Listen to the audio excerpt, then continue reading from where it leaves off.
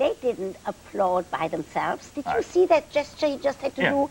He had to do applaud. Let me understand something. Applaud my 17 years. I am telling you, she is not as sexually charged for me anymore. Because I'm going to tell you right now. You want to? How many times a week? How many times a week do I get it? I never get it. I never get it anymore. I don't get any, hardly. I don't get any, hardly. And I'm here to say it. I wasn't going to say it behind my wife's back. I don't get it. Now, maybe you're both still very much in love. No, listen, I love her. Hey, Robbie, don't accuse me of anything. You know what? Hey, Dr. Ruth, shut up for a second. Let me get my case out. I just want to tell you something.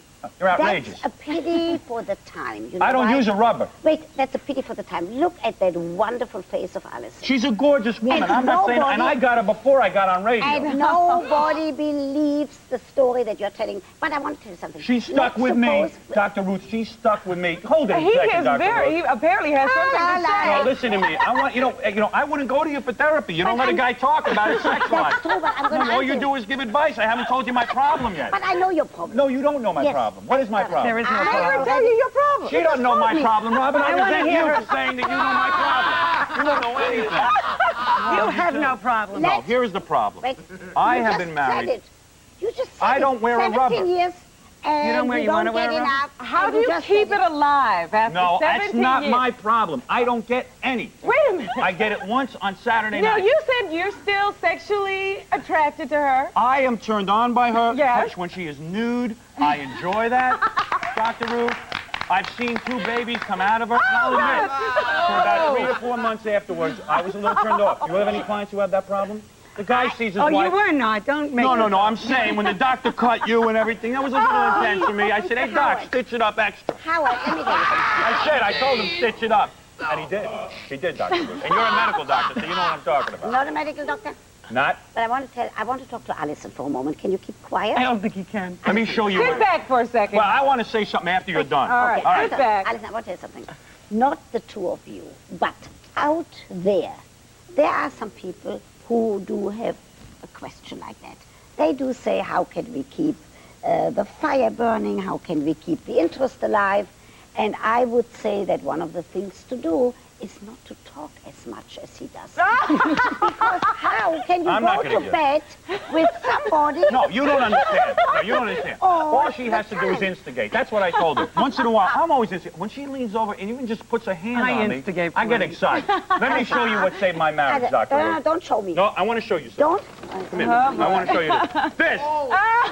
Let me show you this. You see this? Wonderful. Look at this. Vibrator. My whole hand vibrates. Dr. Ruth, come here. Give me your hand. No. Let me vibrate you. No show and tell with me. Pull up your dress a second. Look at this. Look at this. It's wild. Allison, show him. Look at me. I'm expert with this. You know who gave it to us? Who? Robin. Robin gave it to us. And then I got...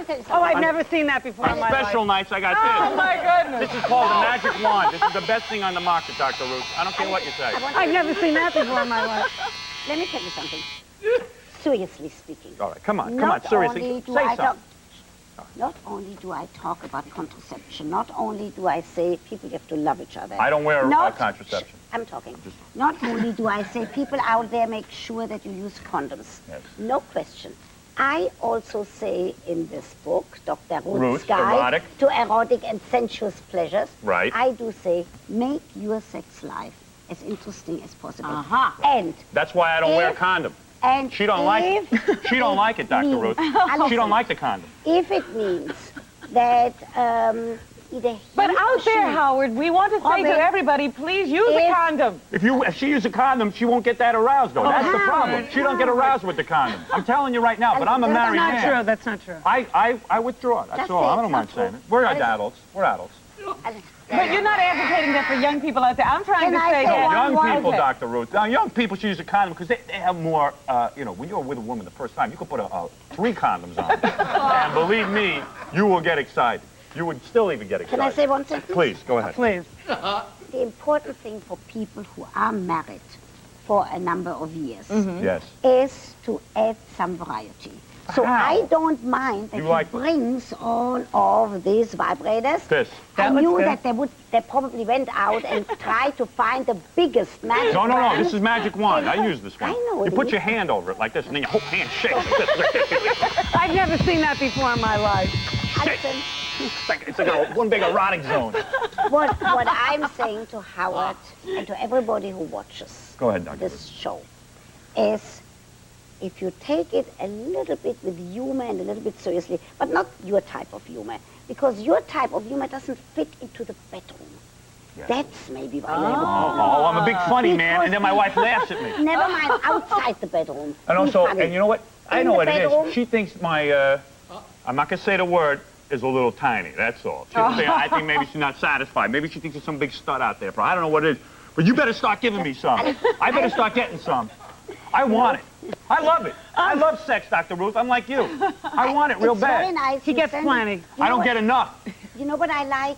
How much I got to talk about on the show. Dr. Ruth, tell me about hepatitis. Hey, come here. Wait a second. I know you have some important stuff. Tell Howard what he could be getting if he were single. Yeah, if I was single and I've left my wife because she didn't give me any, what disease could I get out there that's worse than AIDS, Dr. Ruth? Oh, dear. All I want to say is that people who are not in a relationship like the two of you, those young people who are watching should make sure that they know with whom they go to bed. Mm-hmm. They should make sure that they use a condom. They should make sure that they use a contraceptive.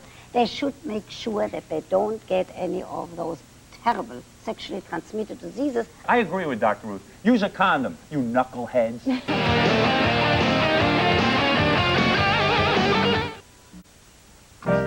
And now, What's My Secret with your host, Howard Stern. Yeah. All I ever wanted to be was a game show host. You know that, Robin. That's all I ever wanted to be was a game show host. It's the best thing ever. What a show, huh? Bob Hope, Dr. Ruth, sex therapy with my wife, and now, what's my secret? Huh? I tell you something, I'm becoming too acceptable in show business. I don't like it, Robin. I was just saying to Robin and Kitty Carlisle Hart and Arlene Francis, I said, I'm becoming too acceptable. They don't think so, Howard. I've been trying to convince them of that. I think you're okay. You're not too acceptable. Did you think that the interview with Dr. Ruth was sufficiently disgusting? I thought so. You really did? We had to hold them here. They were looking for their cars. Miss Francis said to me, well, you better behave yourself, you know. I said, you know, what do you want from me? I'm supposed to be bad. What do you mean behave myself? What am I, an idiot? I know how my bread is buttered. Well, I'm supposed to be good. Well, listen. Let me do the formal introduction. Let me carry on like a game. Yes, we don't know what this is about. We're all sitting here wondering what we're doing here. Believe me, I'm wondering what I'm doing here. I'm stuck on Channel 9. How do you think I feel? This is some career. I'm really skyrocketing, huh? Yes. Okay.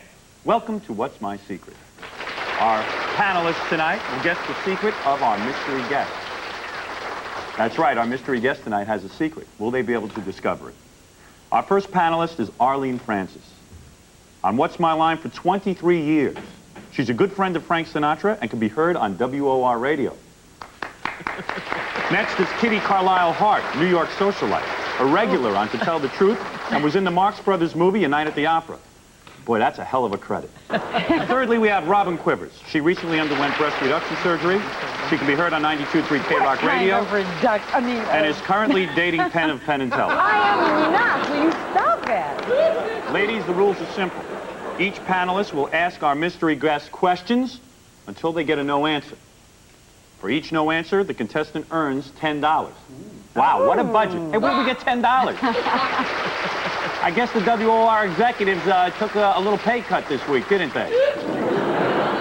Our mystery guest will now come in and sign in. We don't have to wear a blindfold? No, you do not need a blindfold for this. Okay. No, you don't know. Hey, is that her? Well, come on in and sign in. Now, ladies. What are we supposed to guess? Where the rest of her clothes are? Well, come on.